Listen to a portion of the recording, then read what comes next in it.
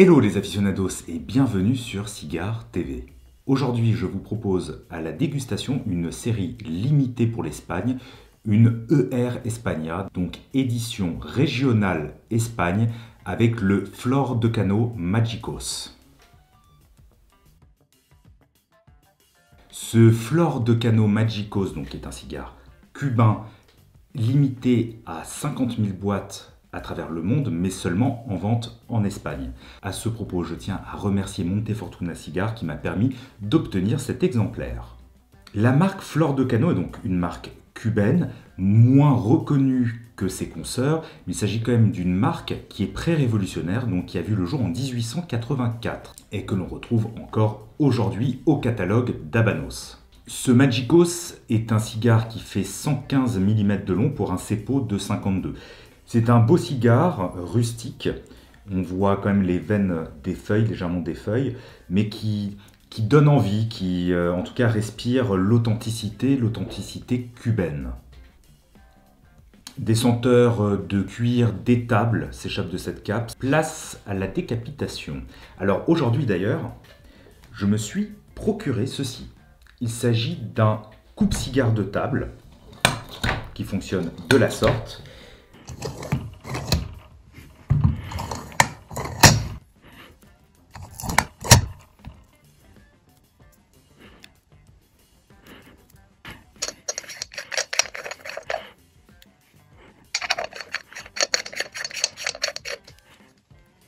Il s'agit d'une marque américaine, Firstland, qui produit donc ces coupes-cigares de table et qui permet aussi d'avoir 4 coupes différentes suivant vos préférences.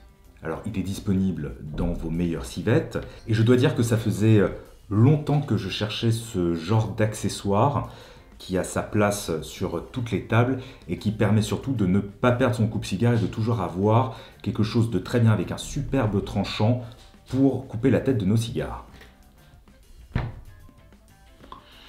Bon tirage accru à souligner pour un cigare cubain. On est sur des notes torréfiées, de cuir, d'étable. C'est rustique comme j'aime.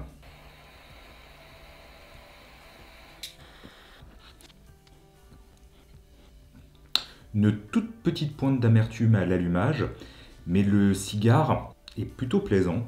Ce côté rustique que j'avais accru se retrouve immédiatement à l'allumage. Je tiens à préciser qu'il s'agit plutôt d'un compliment.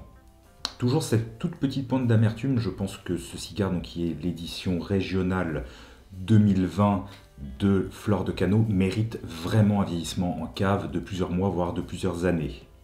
D'ailleurs, souvent, les éditions régionales sont de très belles éditions et par conséquent, il est préférable de les laisser vieillir pour en profiter au maximum par la suite, car Habanos nous sélectionne très régulièrement de très belles choses pour ces éditions régionales.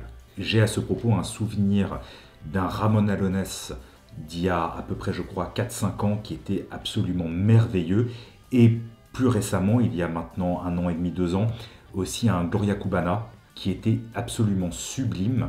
D'ailleurs, je vous réserve une surprise à ce propos, il se pourrait qu'il s'agisse d'une des prochaines dégustations sur la chaîne. Il faut dire aussi que l'Espagne a toujours été un pays en directe collaboration avec Cuba et donc avec Habanos, et par conséquent, en dehors même d'avoir le catalogue complet d'Habanos, ils ont régulièrement des éditions limitées, donc des éditions régionales absolument superbes.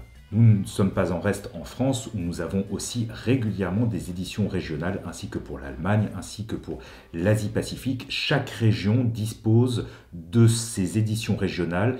Certains pays comme la France ont la chance d'avoir une édition régionale qui lui est propre. Il ne s'agit pas d'édition régionale européenne, mais d'édition régionale finalement limitée à un pays. J'arrive désormais à la fin du premier tiers et j'entame le second tiers. Alors, l'amertume que j'avais au tout début a totalement disparu, donc pas d'inquiétude à ce niveau-là. Au contraire, le cigare devient vraiment très intéressant. Pour moi, c'est véritablement un cigare de terroir, un cigare racé, très agréable. Alors, il faut aimer ce genre de cigare. Nous ne sommes pas dans la pure finesse d'un Trinidad ou d'autres marques cubaines. Vraiment, c'est un cigare presque comme un Cazadores de Roméo et Juliette, c'est-à-dire un cigare de chasseur.